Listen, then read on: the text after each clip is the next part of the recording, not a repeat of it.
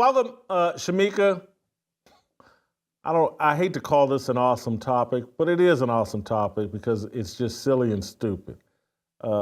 They're working on a movie, Daddy Changed the World, for George Floyd. And George Floyd's daughter and maybe baby mama or whatever, the executive producers of this, there's no end to the celebration, veneration, hero worship of St. George Floyd to the point they're going to make a movie, Daddy Changed the World. Your thoughts? I'm just trying to figure out what George Floyd did besides die. If there's going to be a documentary, it would seem that it would be on Derek Chauvin, because without Derek Chauvin, there would be no George Floyd. I mean, what did he do with his life prior to laying on the ground? I just think they're trying to change the narrative. This is what we were talking about the other day. And they're not even waiting 50 to 75 years to tell a different story. They started telling a different story from the beginning when they put up all these statues and wanting to just celebrate him. I remember being robbed at gunpoint some 20 something years ago. And I can remember some time after that, the person that robbed us was shot and killed. He was not a hero to me. And so I feel bad for the woman who had a gun held to her stomach by George Floyd. Anybody else that had to deal with him being a menace to society, I feel bad for them, because when people live that type of lifestyle, I do not think they should be made into heroes. I just don't understand what we're celebrating. Whatever happened has happened. In my opinion, let it go. It's over with. I want to thank one of our sponsors, but on the other side of thanking our sponsors, I'm going to say something really controversial.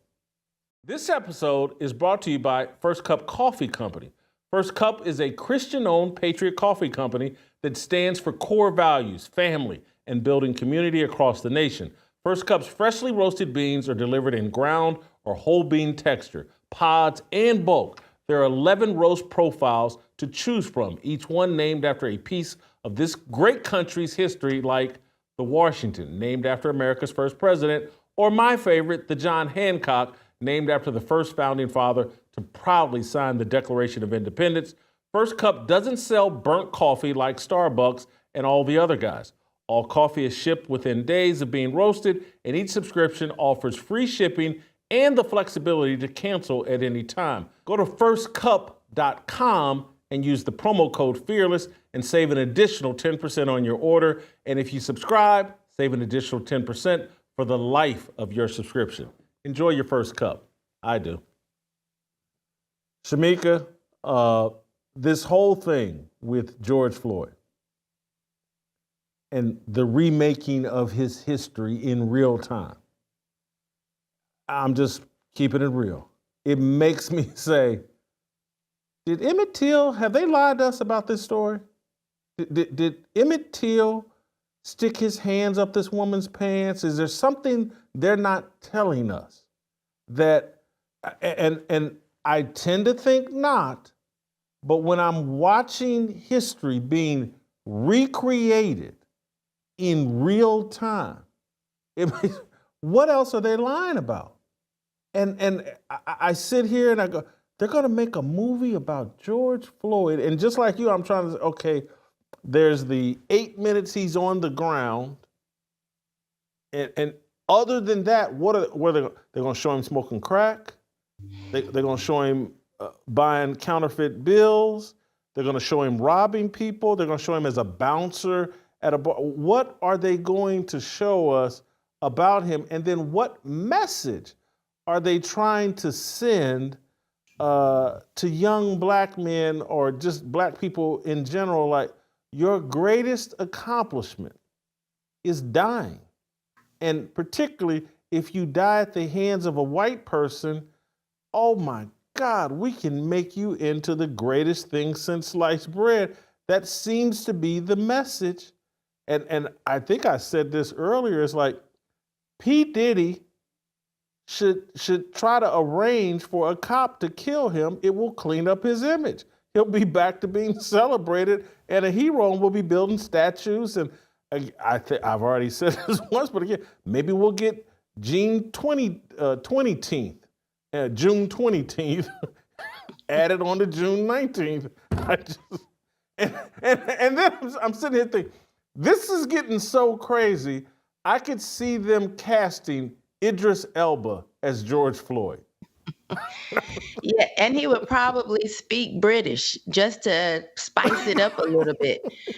You know, it's a sad message that we are sending, and we've been saying this for a long time. Even when it comes to Black Lives Matter, the only time a straight Black man is useful to them is when he's dead. So I just don't understand, what could this documentary be about? It's sending the same message that Black Lives Matter sends, but I'm not surprised, because a lot of people still have Black Lives Matter in their bio. They're still walking around with the shirts. They understand that they don't care about Black men, that these were lesbian women just profiting off of them. No money they raised went to the communities, and yet people still support them.